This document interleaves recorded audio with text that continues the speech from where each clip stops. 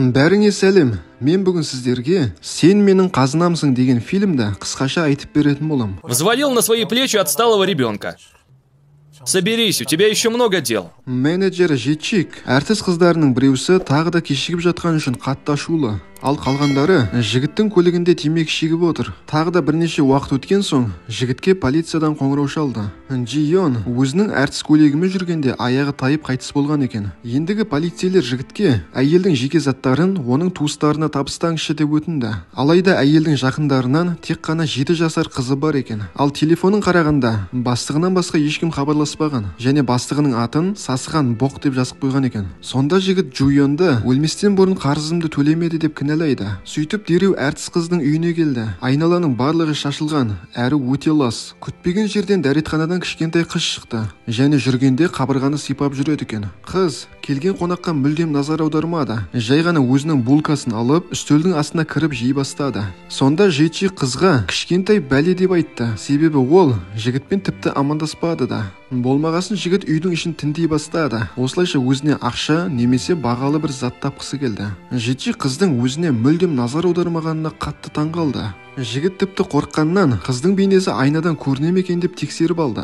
Кейін жігіт Джуйонгтың бұрынғы күйеуіне хабарласты. Осы қоңыраумен қыздың жағдайы біртүрлі деп айтқысы келді. Бірақ та еркек дереу тұтқаны тастап жіберді. Кішкентай қыз тоңазытқыштан бір баклажка суды алды. Ал жігіт болса ойланып отырып темекі шекті. Темекінің иісін сезген кішкентай қыз дереу үстелдің астынан шығып, еденді ұрғылай бастады. Осылай жасап анасын өзіне шақырғысы келгендей. Ал жігіт жақындаған кезде кішкентай қыз оны құшақтап алды. Бірақ та оның анасы емес екенін біліп, дереу айқайлап қашқысы келді.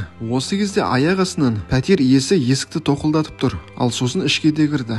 Әйел іштегі жігітті қыздың әкесі деп ойлады және жігітке қыздың денсаулығы дұрыс емес екенін біліп, отбасында дереу тастап кеткенін қайсасқаның деп ұрсып та тастады. Жігіт пәтер ақыны төлейтін уақыттың таусылып келе жатқанын білді. Ал қайтыс болған әйелдің депозиттегі жинақ қоры 70 миллион вон екенін білді. Яғни енді жігіт өтірікке Инхенің әкесі сияқты болып көрініп, қызға жақсы қарайтын болса, осы ақшаның барлығын қолына алады. Жетчик те дәл солай жасайды және үйден аренда туралы келісімшартты тапты. Бір жағынан жігіттің өзі де үйсіз қалды.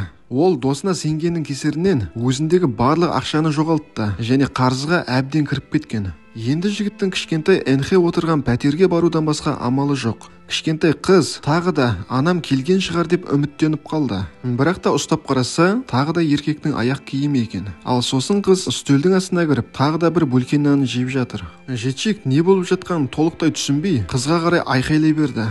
Жігіт Енхенің тілін табу керек. Себебі алаяққа ақшаны алу үшін бір ай шамасында қыздың әкесі сияқты көріну керек болды. Сол үшін де ол өзіне серіктес қыздардан 7 жасар қызға қалай ұнасам болады деп сұрақ қояды. Бірақ та ақылға қонымды мардымды жауап ала алмады. Үйге келіп Жетчик қыздың қолындағы нанды алып, оның орнына лапша береді. Сонда қыз үстелдің астынан шықты. Лапшаны қолына алып, оны әбден иіскейді. Бірақ та кейін лапшаны қайтадан орнына қойып, өзінің қайтадан пакеттегі нанын алып, үстелдің астына кірді. Сонда Жетчик бұл нәрседен құтылу керек деп шешті. Бірнеше уақыттан соң Инхе анам келді деп ойлап күлімсірейді. Ал кейін үстелдің үстінде өзінің наны жоқ екенін байқап, қорыққаннан қатты шыңғырып жіберді. Ал жігіт тәрелкемен лапша бергенде оны лақтырып тастады және үстелдің астына кіріп шыңғыруын доғармайды. Жігіт дүкенге барып бірнеше бөлке нандарды сатып алуға мәжбүр болды. Бірақ та қыз ескегенде оның иісі рестораннан тапсырыспен алынған лапшаның иісіне жетпейді екен. Сонда қыз тәрелкеге жақындап, лапшаны дереу екі қолмен жей бастады.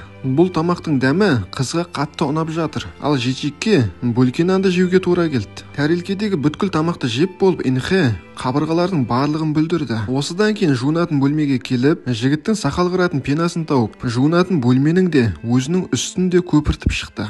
Жұмыста Жетчик өзінің қыздары үшін төбелесу керек болды. Соның кесірінен көзінен бір соққы алды. Аяқ астынан пәтер қожайыны хабарласып, бүгін үйді қарауға мекемеден адамдар келетінін айтты. Сонда Жетчик дереу қызды қалпына келтіргісі келді. Бірақ та қыз өзінен не қалап тұрғанын түсінбей, Жетчиктің қолынан тістеп алды. Бірақ та жігіттің өзі қашып кетті. Себебі мекеме адамдарына қалаға кетіп қалдым деп өтірік айтқан еді. Бірақ та үйде телефонын қалдырып кеткен. Сол үшін де қайтып келуге тура келді. Пәтер иесі мен оның екі көмекшісі үйді жууға кірісіп кетті. Әйел жігітке қатты ашуланып, қызыңды жуындыр дейді. Жігіт Энхені өзіне шақырғысы келеді және әйелдердің сыбырлауынан кішкентай қыздың мүлдем естімейтінін және мүлдем еш нәрсені көрмейтінін жаңа ғана білді. Әйелдер Жичиктің қызбен қалай сөйлесетінін білу үшін мұқият қарап тұр. Сонда жігіт анасының киімдерін қызға беріп, сол арқылы қыз анасының иісін сезіп, үстелдің астынан шықты. Сонда әйелдердің біреуі бұл жігіт әдейі әкенің рөлін атқарып жүріп, ақшаларға ие болғысы келіп жүр деп күдіктеніп қалды. Осы кезде Энхе бар даусымен айқайлап жіберді. Сонда пәтер иесі келіп, жігітке бір шапалақ береді және жігітке кішкентай қызды қалай жуындыру керектігін үйретті. Ал түнде найзағай ойнап жатқанда қыз әрине ештеңені білмейді, бірақ та бір жаман нәрсені сезгендей болып жігіттің қасына жатып, қатты жылайды.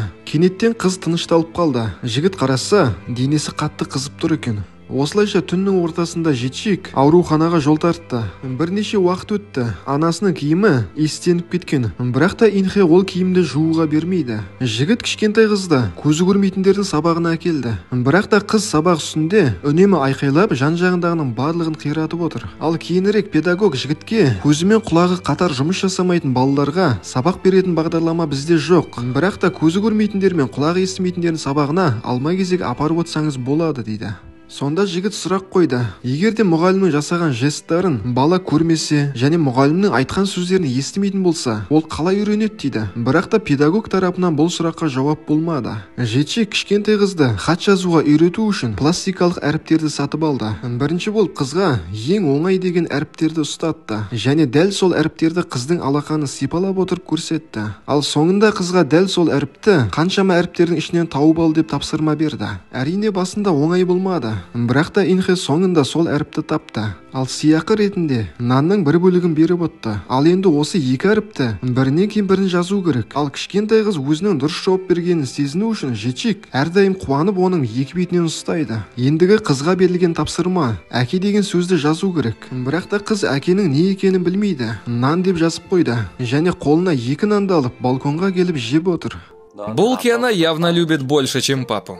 Аяқ астынан есік тоқылдайды. Сөйтсе, қайтыс болған әйелдің заттарын тәркілеу үшін соттан адамдар келген екен. Олар көрінген заттың барлығына қағаз жабыстыруда және онымен қоса депозитте қалған $70,000 да алып кетеді екен. Сөйтсе, қайтыс болған қыздың қарыздары өте көп екен. Келесі күні Жичиктің серіктесінің бірі өзіне басқа жұмыс тапқанын айтты. Онымен қоса директоры хабарласып, ендігі болатын тапсырыстан бас тартқанын айтты. Үйде Энхе ұзақ уақыт бойы әріптерді іздеді және сабақ оқу үшін жаңа әкесінің жұмыстан келгенін күтіп отыр. Бірақ та көңілі қалған Жичик қызға қарамастан дереу ұйықтауға кірісті. Ал кішкентай қыз болса қолын жан-жаққа сермеп оны тапқысы келді, бірақ та таба алмады. Келесі күні директоры Жичиктің бүткіл кәсібін тартып алды. Себебі ол директорге қарыздарын қайтармай жүрген еді. Онымен қоса директор жігітке сен өмірде жолы болмаған адамсың дейді. Ал кешкісін жігіт бақталасының өзінен кеткен қызға тиісіп жатқанын көреді. Сол үшін де оны ұрып тастайды. Алайда қыздың өзі сол жексұрымен бірге қалуды қалайды екен. Түнде банктен SMS келді. Ал хатта Жичиктің несиесі бұғатталғанын айтқан. Ал Әмияның қарағанда бір ғана қағаз ақша қалған екен. Ал кейін қайтыс болған Джуйоның телефонын ақтарып отқанда біреумен сөйлескенін байқайды. Джуйоның әпкесі қыздан қарызға 300 миллион вон алған екен. Тәтесі шағын ауылда тұрады екен. Сонымен жігіт кішкентай қызды алып қарызын қайтаруға шықты. Ол әйелдің суретін көптеп шығарып, жергілікті адамның барлығынан сұрап шықты. Ал қайтадан көлігіне келгенде Энхе бір жаққа қашып кеткен екен. Бірақ көп ұзамай жігітті жастары келген ерлі-зайыптылар шақырды. Жүзі қуанышқа толған Энхе олардың қасында және күшікті сипап отыр. Қайырымды жандар қала тұрғындарына тамақ берді. Тіпті оларға осында түнесеңдер болады дейді. Алайда есесіне Жичик жақсылап еңбектену керек. Жігіт өмірінде бұлай шаршап көрмеген. Бірақ та есесіне сыйақы ретінде ол картоп пен жұмыртқа алды. Әзірге Жичик әріптес қызымен сөйлесіп отырғанда жанында Энхе картоптың дәмін сезінді. Қыз картопты аузына шайнаған соң, оны жігітті жесін деп ұсынбақшы болды. Бірақ та жігіт осындай қайырымдылықты бағаламады. Ал келесі күні олар жолдарын жалғастырды. Ал Энхе су ішкісі келетінін білдіртеді. Жақын жерде дүкен жоқ, сол үшін де Жичик қарбыз ұрлап кетті. Бұл тірліктің барлығы камераға түсіп қалды. Ал Инхэ болса қарбыздың дәндерін әкесінің бетіне түкіреді. Бір жағынан қыз қарбыз деп жазуды да үйренді. Біздің басты кейіпкерлер өзеннің жиегінде демалып отырғанда бақшаның иесі келді және камераға түсіп қалған бейнесін көрсетті. Енді Жечик жазасын өтеу үшін фермада жұмыс істеу керек болды. Шаруаға қолапайсы Жечик бүгінгі күнін тағы да жергілікті зейнеткерлермен өткізді. Инхэ сыртқа шығып қыдырайық дейді. Бірақ та Жечик қарсы болды, себебі сыртта жаңбыр жауып тұр. Бірақ та соңында жігіт келісті. Енді ол кішкентай қыздың ізінен үлкен қолшатырмен бірге жүгіріп жүр. Инхэ жаңбырдың тамшыларына және қолын батпақ қылғанына қатты қуанды. Ал кейін көліктің ішінде балшықтан шұжықтар жасады. Ауыл басшысы бұл екеуін осы түні өзіне қонақ қылды. Сонда Инхэ тағы да жігітті өзі тамақтандырғысы келді. Ал бұны көрген ауыл басшысы жігіттің қызға өте ұнайтынын айтты. Өз кезінде ауыл басшысының анасы да деменциямен ауырған және ол да бір дәмді нәрсені аузы сезген болса, өзі жақсы көретін адамға береді екен. Ақыр соңында суреттегі әйел ешқандай да Джуйонның әпкесі емес, ол жай ғана адамдарды алдайтын алаяқ болып шықты. Жігіт ауыл басшысына қайтып келді және оның қызына ауылда жұмыс бар ма? Егер бар болса, оған қанша төлейді деп қызықты. Сонда қыз жалақысы аз болса да жұмыс әрқашан бар дейді. Оның үстіне олар Инхэ екеуі қонақ бөлмеде өмір сүре алады. Сонда ауыл баласы кішкентай қыз ұстасын деп балапан әкелді. Сонда Инхэ қуанып балапан деп жазуды үйренді. Осыдан кейін қыз барлық уақытын таза ауада өткізетін болды және өзін қоршаған нәрселерді зерттеп жүр. Сонымен қатар Жечик те бақытты көрінеді. Осыдан кейін басшының қызын ертіп үшеуі кафеге келді. Сонда қыз Инхэге қарбыздың суреті тігілген киім сыйлады. Әрине бұл сыйлық өмірде енді үйреніп келе жатқан кішкентай қызға қатты ұнады. Бірақ та көп ұзамай қуанышты күндерде аяқталды. Жігітті бұрынғы директоры тауып алып, алыс көзден таса жерге апарып оны ұрып соғады. Жечик директорге әлі де көптеген ақша қарыз және қайтармасаң мына құрбың мен кішкентай қызыңды өлтіреміз деп қорқытты.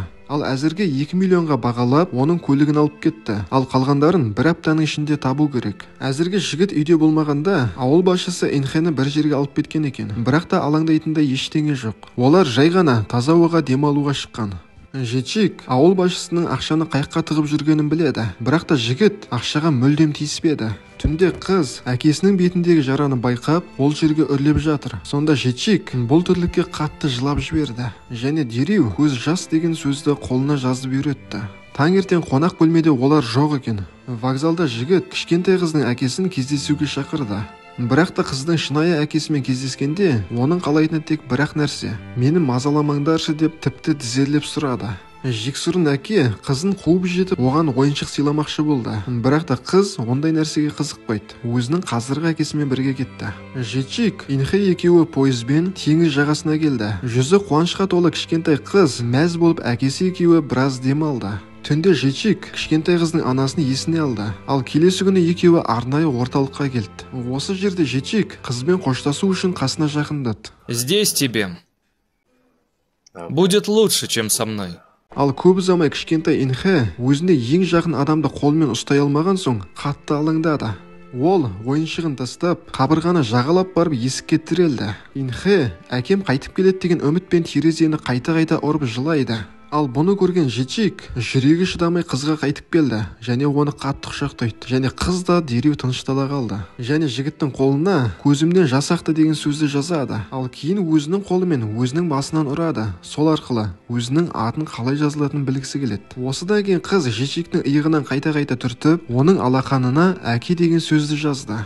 Оңтүстік Кореяда көзі мен құлағы бірдей істен шыққан балалар бар екен. Ал осы фильмді шығарушы адамдар мемлекеттің осындай балаларға көмек қолын созсыншы деген ниетпен жасаған екен. Достар, 12 жасар кедей баланың қандай қиыншылықтарды бастан өткергені туралы фильмді көруге ұсынамын. Ал оны көру үшін жай ғана экранға шыққан суретті бассаңыз жеткілікті. Келесі көріскенше аман сау болыңдар достар.